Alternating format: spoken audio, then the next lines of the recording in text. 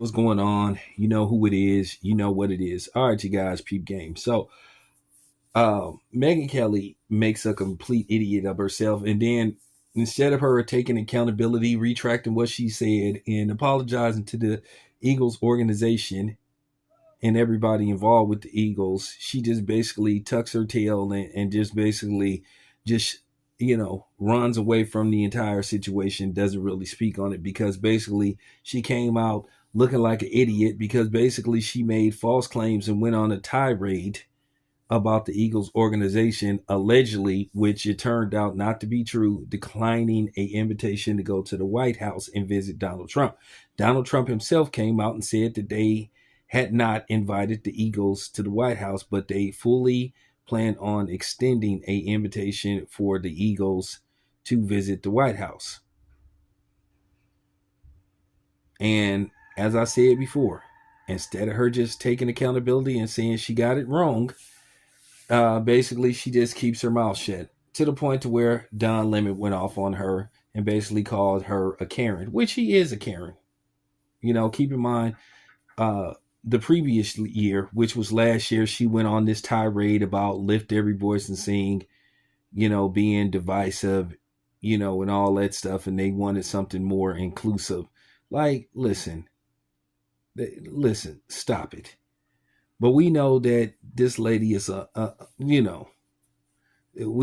all know that this lady is a flat out racist. She has a long history of making racist comments, racist innuendos, and particularly towards black people. This is the same person that was sitting up laughing when Nipsey Hussle lost his life. Same person. But she is a racist flat out. Now, I know somebody eventually is going to say, I don't think she's a racist. Listen, the bitch is a racist. And that's just the bottom line. And I just was laughing when I saw some YouTuber basically just jumping for joy, feeling like he'd finally reached the mountaintop because guys like him seek white validation, where me, I don't give two damns about white validation. I don't need no white person to make me feel like I'm great by telling me, giving them their, giving me their white stamp of approval, saying, hey, you're good because we say so. Well, my reply to you is, fuck you. Real talk. And I laughed at this dude because he just, I was on Fox. I was on, so what? I mean, what does that mean? You celebrating because you got to do a segment with a known racist? I just was laughing at the fact. Oh, and by the way, to that individual as well, me, I'm not going to say his name. We don't believe in giving free, publicity, But nevertheless, this is the same dude that was talking about, he came up with the terminology for Kamala Harris Cam back in 2022, 2021 or something like that. First of all, I was using the terminology Cam back in 2020 before you did, nigga.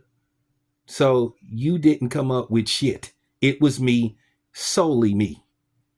And I have the old videos, but this is not either here or there. I'm not really making an issue, but I don't like people, making false claims, on my terminology. But nevertheless, I just found that very amusing. Like, I was on Fox, man, just celebrating. Like that was the greatest thing that ever happened to him. You were on Fox with a racist. So I just laughed. I just found that rather amusing. But one in particular person that I'm also kind of like laughing at was the same Stephen A. Smith, who's known for not saying the same type of shit pertaining when it comes to brothers versus people like them, and in particularly women.